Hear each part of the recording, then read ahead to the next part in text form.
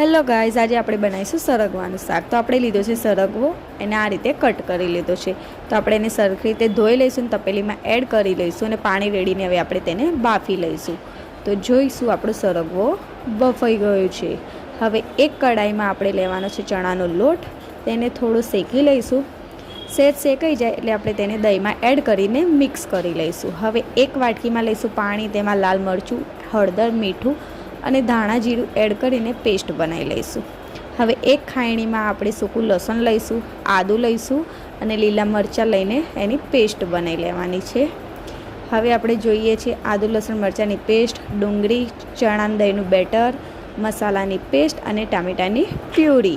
એક કડાઈમાં આપણે તેલ લઈશું, ત્યારબાદ તેમાં રાઈ એડ કરીશું, હિંગ એડ કરવાની છે અને કડી પત્તા એડ કરીશું।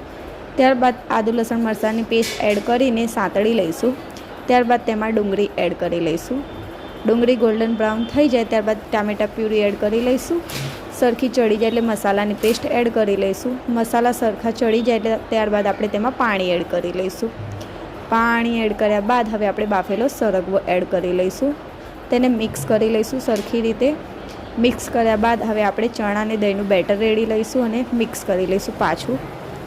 હવે તેમાં આપણે ખાંડ એડ કરી લઈશું જરૂર મુજબ, ત્યારબાદ તેને ઢાંકી લઈશું। 2 થી 3 મિનિટ બાદ આપણે જોઈશું તો તૈયાર છે આપણું શાક। હવે આપણે તેને કોથમીર ઉપરથી એડ કરીને ગાર્નિશ કરીશું, તો તૈયાર છે આપણું સરગવાનું શાક।